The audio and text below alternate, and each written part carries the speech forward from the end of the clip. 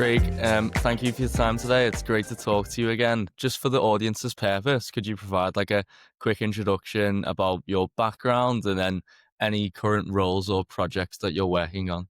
Yes, certainly, Joe. Yes, thanks for the opportunity. So I've been in IT for about 20, 25 years, I'd say, coming out of university. I've actually started off more in the non-technical world, started more of a business analyst, I would say, at the very beginning of my journey. But then I moved into what has been sort of coined as, you'll see a lot of it obviously with AI, but it started off for me in an automation, robotic process automation, intelligent automation, now moving into agentic automation and AI agents and what have you. So I'm involved in sort of that world, shall we say, and I've been doing it for about 25 years.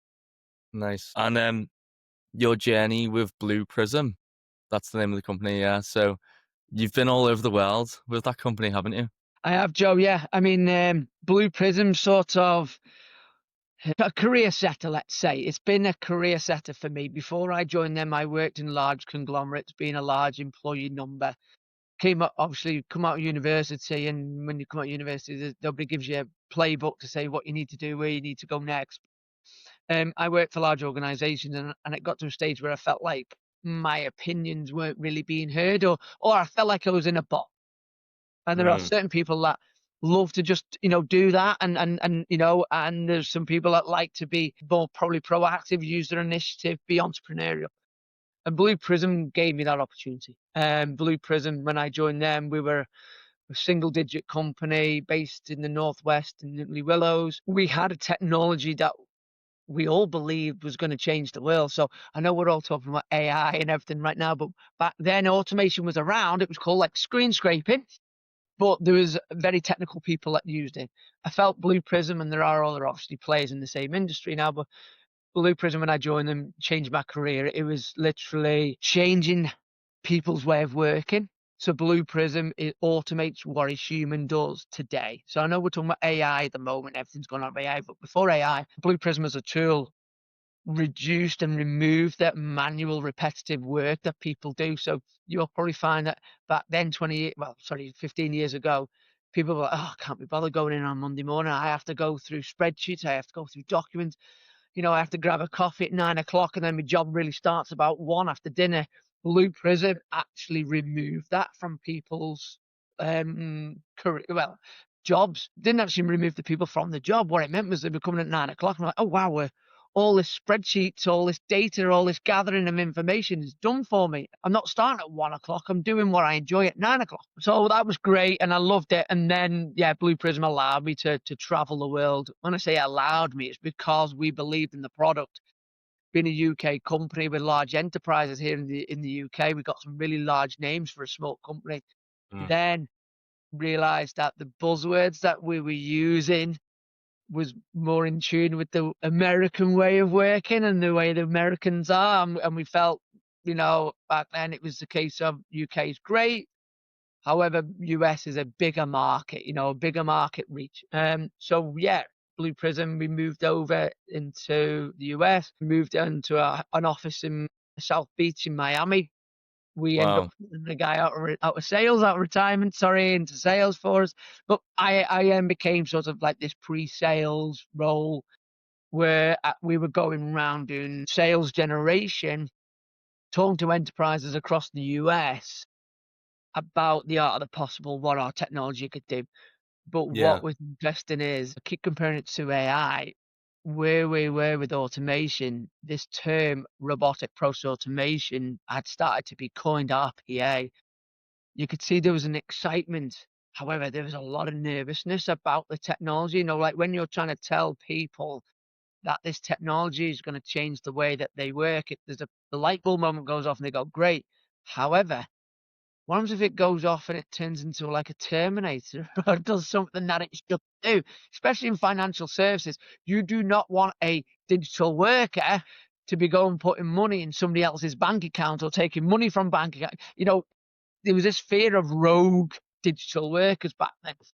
So obviously there was a lot of pilots, proof of concepts showing the way it would work and what have you. And then I think after about 2 years in the US, it started to really grab, it started to stick, and then it became a point of when enterprises were saying to the world, this is what we've done, this is how we're doing it, this is how we're improving operations, this is how we're reducing costs, this is how we're improving employee satisfaction, then you start to pique the interest of obviously your competitors. So before you know it, we had other enterprises knocking on our doors rather than us going to them saying, we want a piece of this. They're doing it, we need to do it, but we need to do it better. And then the beauty of it then as well was it wasn't just solving a problem. So that's where Blue Prism came about. It was like, oh, like I said, I come in every day to spend 4 hours doing these spreadsheets. Or we can remove that from you. That was a pain point. Then it became more entrepreneurial internally because people were then thinking, well, what else can I use it for? But now I understand the tech. I understand how it can be used. I can see the benefits of what it can do. Can we test it somewhere else? So you went from being in sort of finance departments, going into HR, going into procurement. You covered a lot of operations then internally. So process discovery became sort of a really big part of RPA because it was a case of wanted more. And then you created internal champions who would go around internally talking about what they're doing, how they're doing it, and then everyone comes on board. So yeah, it was massive. So I spent 4 years in the US, and then one of my customers then wanted to become more global. It was great because as we were learning with our customers. Mm. So we ended up coming up with terminologies, operating models, frameworks, and we created sort of these center of excellence, COEs internally, where we brought people along. They got trained on the platform. Then they started to build their own automations. They started to do their own process discoveries. To which one of the customers then obviously then wanted to go out to Japan. So I obviously had the opportunity then to move to Japan and go over there and help one of my customers build a COE, in Japan, but obviously help Blue Prism building out sort of their capabilities, working with sales, pre-sales, professional services. But the beauty of the experience from Japan was it wasn't just a language was a barrier, it's cultural. So you Yeah. go from the UK where you talk about these terminologies, speed of delivery, agility, digital workforce, art of the possible, future way of work, and all these buzzwords. You go to America and it slots in really well. They drink the Kool-Aid a lot easier, as we used to say. You go to Japan and the culture is so different. So when you're saying, right, we can do process discovery within 2 weeks, we'll have an automation knocked out in about 6 weeks, and then we'll do that. You would sort of set this roadmap to do everything so quickly, so rapidly, that Mm. it sort of is not the way of working in Japan. So you have to sort of then go, oh, right, we've been doing these buzzwords for so long. How do we change? How do we then adapt to the culture? I mean, don't get me wrong, it wasn't a great big shift, but it's a case of you can't go into a workshop and say, right, we'll get this done in 3 days, we'll get it approved in 5, and we'll start automating next week. They take a lot longer. So you just had to absorb that and had to go through it. Discovery took 3 months rather than 3 days. The reason is there's more hurdles, there's more loops to jump through, there's more signatures. It's just the way it is. So that was a great opportunity. And then obviously we opened up a Singapore office and I helped over in Singapore. Then I came back to base more and the company had grown then. It was a case of rather than having people from the UK go over to the US or go over to in the APAC region and whatnot, we started to then obviously build these teams out regionally. And we were quite a reasonable size, I think about 500 people. I came back to the UK, and then I took up a role where I headed the professional services region, but that actually still meant I travelled a lot around Europe. Mm. Obviously, then I was building sub teams across different countries. So like Germany, it's great they want German speakers. So it's a case of UK, you can't, we need German team, we need a French team, we need an Italian team.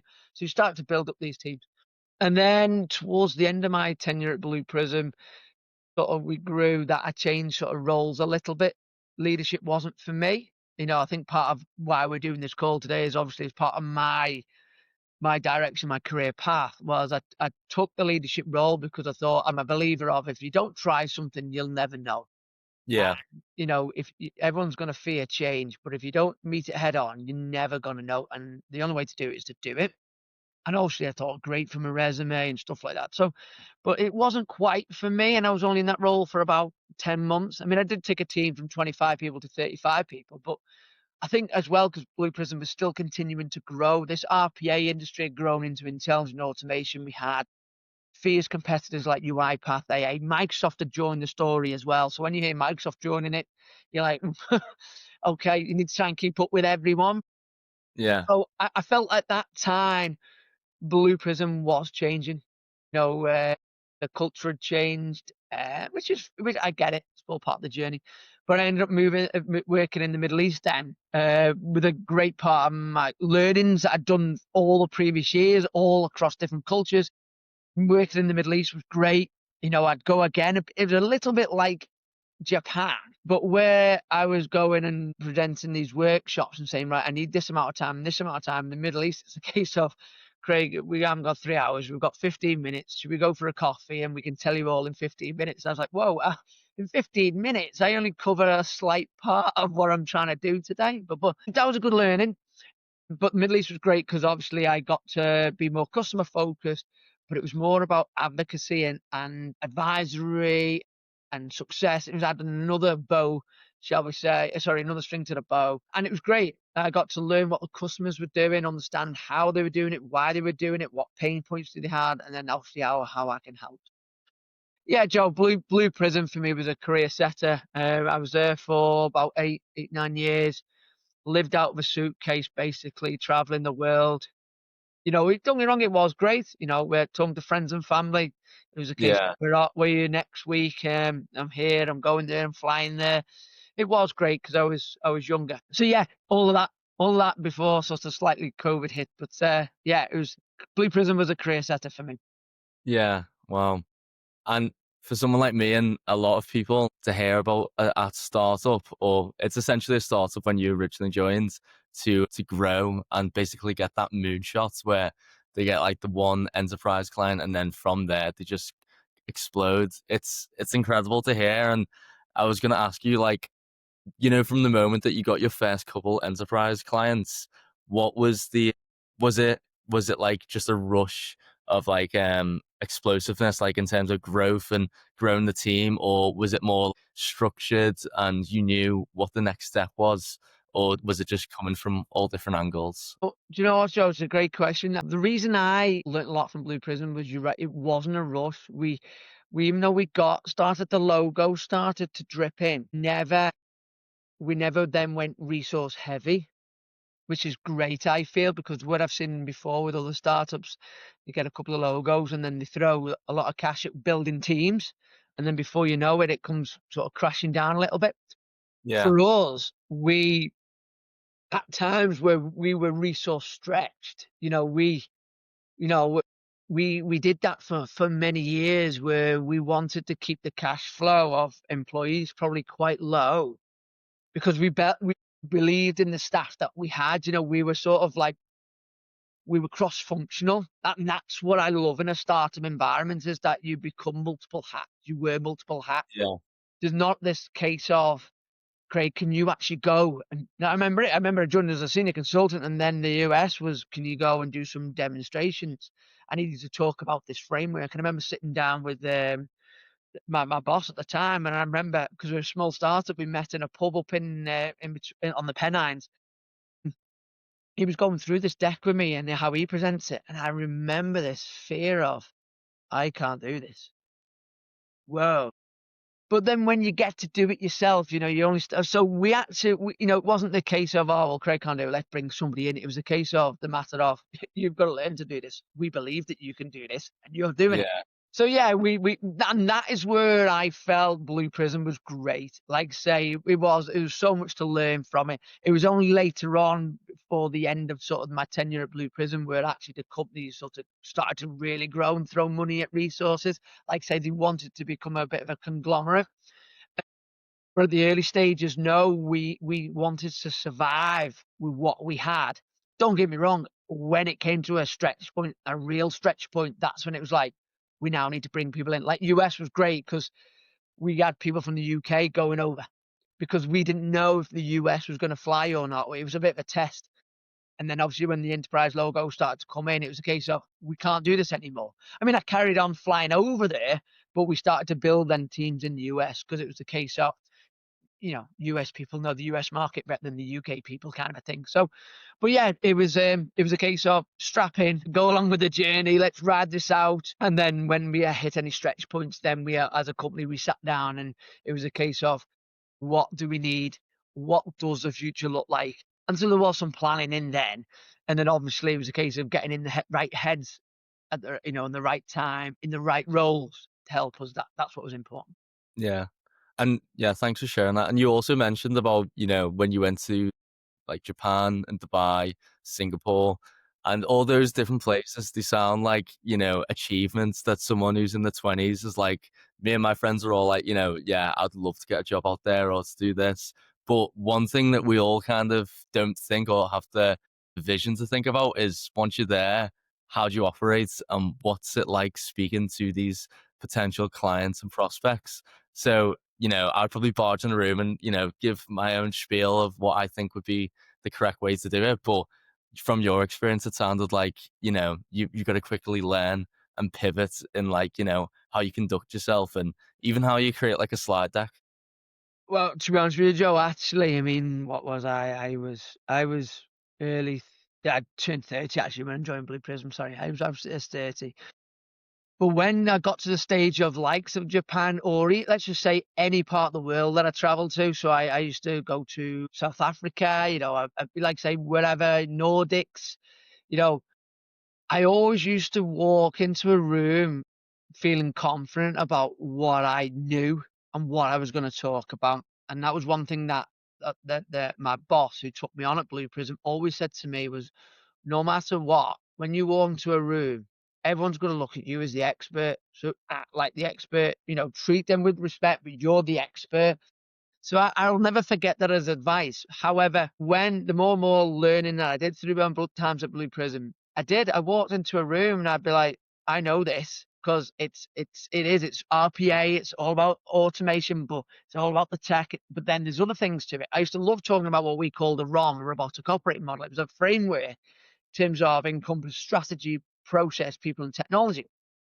And you'd walk into a room because obviously you start to talk to these enterprises more than just tech. How is it going to change the way that you work? How's it going to change your people? How's it going to change your vision, your strategy, how you do things?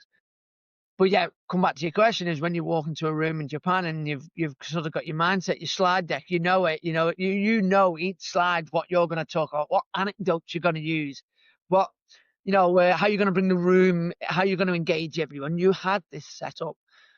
But when you start doing 2 or 3 slides and you just know, looking at people's faces, they're not engaged because either there's a language barrier, you're either talking a bit too quickly, you're using terminology that they don't know. You sort of like go back to the hotel room later on and you're sort of a little bit like, oh, well, that didn't go great. And then you make you think, well, actually, why didn't it go great? What could I do better?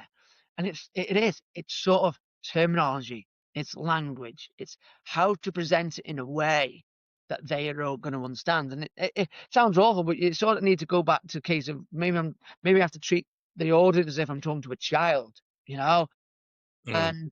and that's what helped improve some of our decks, to be honest, because we had the nice jazzy marketing and all.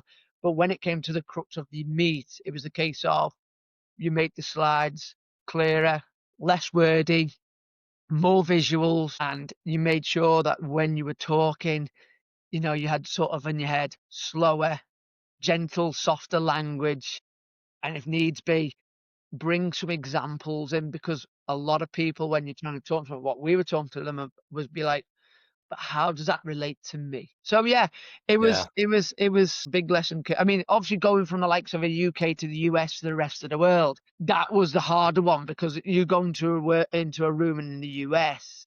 And yeah, you like you say, you could barge in and you could have music playing and it could be dead excitable and everyone's, yeah, this is great, this sounds great. But when you go to other sort of cultures, sometimes it's quite difficult to read a room and you think, have I lost them? Are they still there? Are they understanding it? Have they not got it? But Yeah. yeah, I think Yeah. practice makes perfect at times. Yeah. Yeah. And when you went from the UK to the US, was it just your name that they pronounced wrong, or was it, or was it just the slide decks and everything the same, or is it just your name? Well, you know what? The slide decks we obviously had to go through and change it from English spelling to US spelling. Now that, to some watching this, will think, oh, yeah, that's self-explanatory, fair enough. But some of them might think, why? Well, it's those little things that count, because by making the decks Americanized, it makes you look like you're an American company. Mm. It's one thing we learned quite quickly was in the US was like, oh, you're from the UK. We might struggle to do business with you from the UK. So that's why we very quickly got a headquarters in the US. And then obviously addressing the US looks good, and then all the materials. And then we ended up taking the US materials and using them in the UK. But anyway, yeah, it was just a great experience, like we had very quickly in the US sort of like come up to speed with how they work, what buzzwords to use, how to present it. And because you've got a lot of experience, obviously, with startups, and you know what's like a good growth company and what's kind of like the pitfalls to not follow or to not do to prevent from being like a stagnant startup. Do you have any like advice or frameworks or something that someone could take away from today? Well, for me, I have like I've been asked this question a few times actually, and I think it's because the world and the economical world we're living in right now, and especially I think with the AI coming in has changed. But I have like sort of five sort of challenges that I see small startups facing. And number one is definitely the resources, where they scale with the resources and they overextend that too quickly, hiring too easily. And I think the reason there is that most startups feel, like I said before, and it was a great question you asked, was there's a job to be done, so let's hire for it. Mm. Whereas it's a case of looking internally to see, does somebody have a skill set where they can wear a multiple hat? Now, don't get me wrong, if like a niche role that needs to be brought in, for example, if there's sales and marketing, if you don't have any of that, then yeah, get it, bring in a sales and growth person. But what I've seen on a lot of the research and that I'm doing on smart, like startups, is like there's like grow to market is a massive, massive team, and it's like, why is it so big? Why have you got so many people? There's tools out there now that can help you even do this. But you just need probably a leader in the go to market world. You don't need 10, 15 people.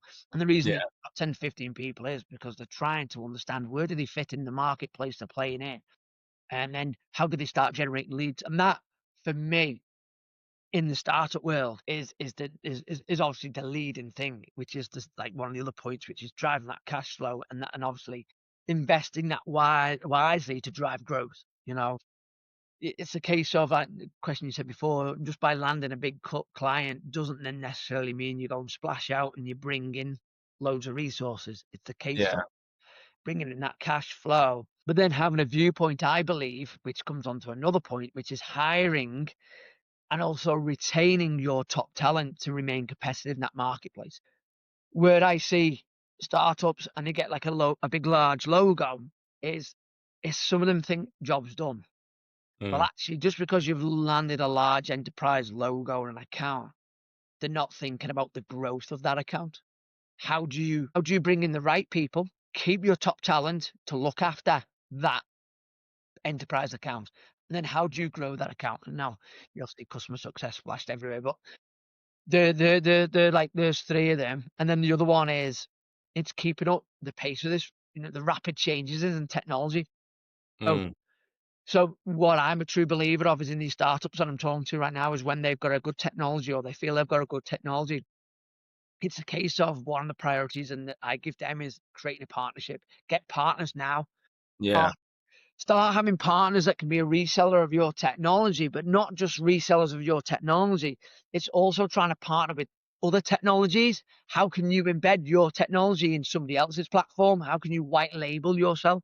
There's some startups feel like, well, I'm not white labeling that. I want to be the name on the box kind of a thing. And it's Yeah. like not necessarily the way to go. If you can work with another technology that's going to improve your cash flow and you're just part of sort of that technology ecosystem and you're just white labeled in and nobody knows it's your name in that box, doesn't really matter. You're bringing in the income still. You're still earning. And then that partnership that has got an ecosystem with your technology in it, especially if they can be a big name, like one of the top consultancy firms, then they're going to bring in the other one, which is more deals. Like so. I think that's the other one, and then the last one, which Blue Prism did extremely well, and that's why I loved working with the company, was they maintained strong customer retention and engagement. Yeah.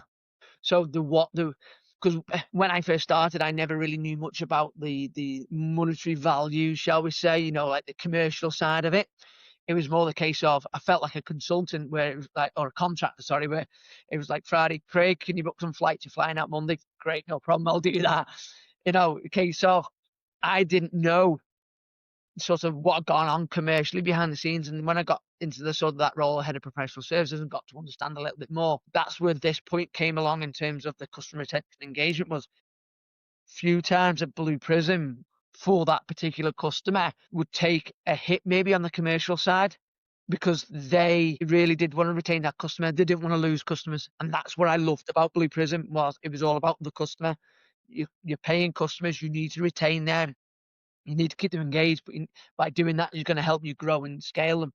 So that was one thing. The fifth point really is maintaining sort of that strong customer retention engagement. I I I see a lot of startups, once they've got that logo, once they've done their initial delivery or implementation, it's a bit like, job's done here. Um, we'll move on to the next one, which is fine. Move on to the next one, but don't forget about that customer. Move on. That's where it comes back to, again, the resources, bringing in the right talent and managing that cash flow. Is a case of, yes, you want to go and find that next large shiny enterprise logo, but at the same time, you want to keep hold of that paying one. And Mm. sometimes startups see the new shine, go and finding the new one as a priority over the paying one.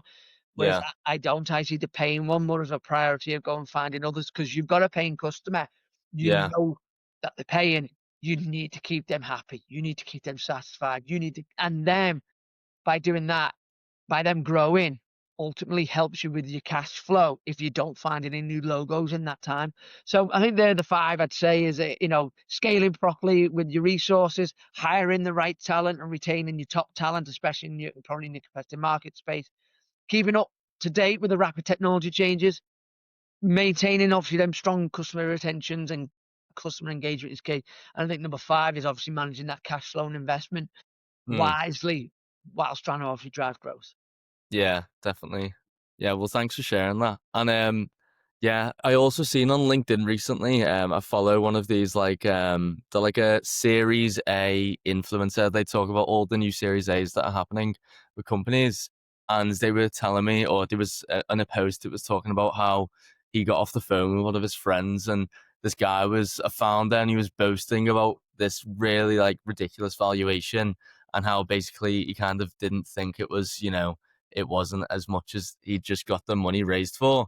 But then his friend, who's writing the post, is saying like, well, you kind of just shot yourself in the foot there, because you've given the VC expectations now for what your growth's going to be over the next 5 years, and you've also got to hire accordingly for what you've just raised.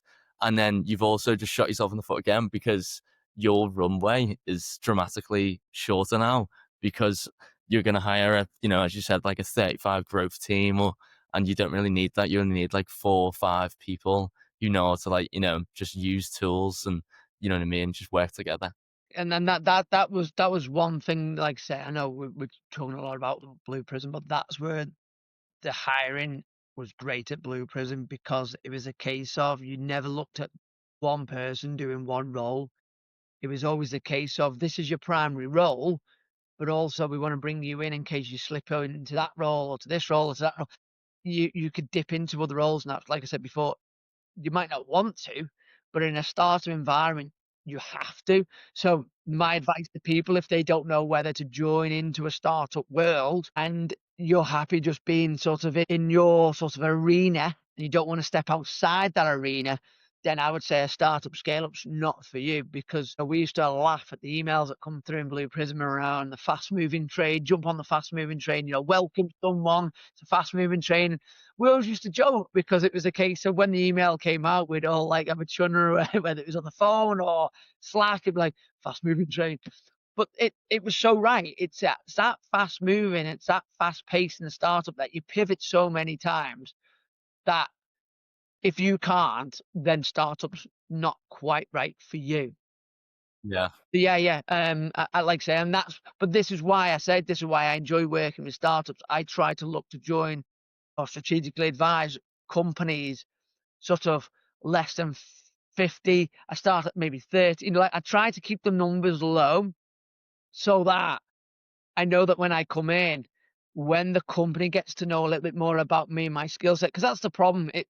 With interviewing processes, you'll have a couple of conversations and you think a candidate's quite right for a role, and then when they come in, you only really start to get to learn to know that person.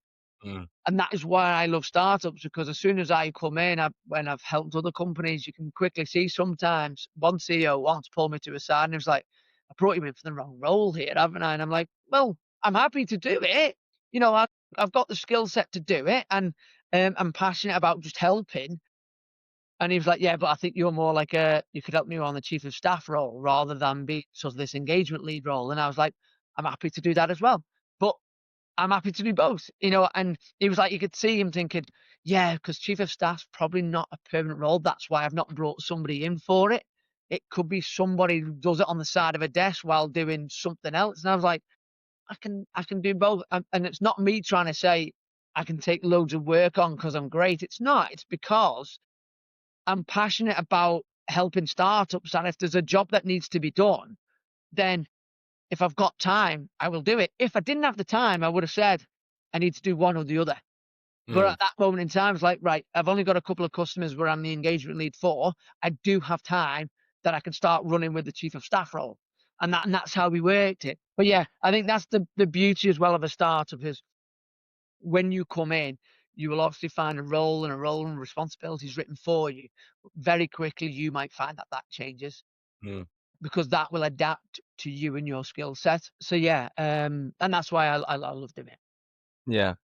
And is there like any particular industry or trends that you're seeing right now that you're excited about, or you think, you know, that's quite scary? This could be like the start of the end for some employees at companies. Well, do you know what I mean? The thing is, because of my background, I think, in the story of going from RPA, intelligent automation, a whole digital transformational world. The world that obviously I play in is now becoming more about the AI and the AI workflows and AI agentic. The the problem with AI in general and AI startups is it's very, very, very competitive. It's a case of you are really trying to look at 3 or 4 companies and you're trying to say, why are you different? Because you're more or less doing the same thing. Does it come down to your pricing strategy? Does it come down to your marketing strategy? Does it come down to your reach? Where are you based? But I think right now, the nervousness for me with AI is the tools and the technology sounds great.